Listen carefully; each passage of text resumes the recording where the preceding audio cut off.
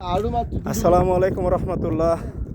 তো আরেকটা ভিডিও নিয়ে আসলাম। এটা হচ্ছে মানে আমাদের বাংলাদেশ আর কি বলবো ভাই, যে রাজনীতিক যে নেতারা যা শুরু করছে। আওয়ামী লীগের এক নেতার নাকি লন্ডনে 364টা না জানি 65টা বাড়ি। তো ভাই আওয়ামী লীগের নেতার যদি এতটি বাড়ি যদি হয় লন্ডনে, তো ওই বাড়িগুলো বেচে যদি ওই টাকাটা আমাদের বাংলাদেশে যদি নিয়ে আসতো, তাহলে আমাকে বাংলাদেশ গরিব থাকতো না। তো শুধু আওয়ামী লীগের একটা নেতা না, দেখেন আরো কত নেতার কত বাড়ি আছে।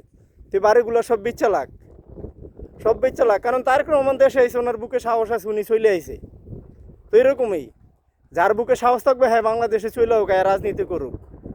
তবে নেতার যদি এতুরি বাড়ি যদি হয়, নেতার যদি এতুরি বাড়ি যদি একটা নেতার হয়, মানে এটা নিউজের খবর।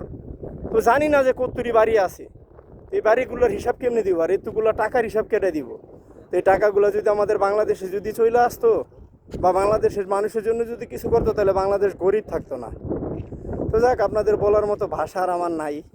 তো কি বলবো আর ভাই, কিছু বলার নাই। কারণ এটা দেশের টাকা, ওনারা ওনাদের মন চাইছে, ওনারা ক্ষমতার আসনে বসে ওনারা টাকা গায়েব করছে, সেটা ওনাদের ব্যাপার। তো ওনারা আমানতের খেয়ানত করছে, এটা হলো সবচেয়ে বড় কথা। যদি আমানতের খেয়ানত করো, কাল কিয়ামতের ময়দানে ওটার হিসাব দেওয়া লাগবে।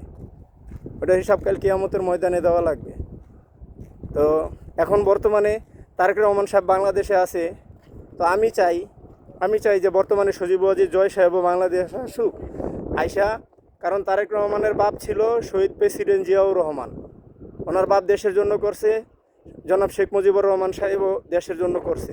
তো ওনারা যেহেতু দেশের জন্য করছে, তো শেখ মুজিবুর রহমান সাহেবের নাতি হচ্ছে সজীব ওয়াজির জয় সাহেব, আর শহীদ প্রেসিডেন্ট জিয়াউর রহমানের সন্তান হচ্ছে তারেক রহমান সাহেব। তো ওনারা দুইজন যদি বাংলাদেশে নির্বাচন করে, তাহলে এটা আমার মনে হয় বাংলাদেশে ভালো হবে। তো জানি না বাংলাদেশের মানুষ আওয়ামী লীগকে গ্রহণ করবে কিনা। তো আমার মতে সমস্ত হিংসা বিবাদ ভুলে আপনারা এই দুইটা দলকে বাংলাদেশে আনার ব্যবস্থা করেন। হিংসা বিবাদ সব ভুলে যান, ওনারা যা কিছু করছে আগে সব মাফ করে দেন। আমার মতে মাফ করে দেওয়াটাই উচিত।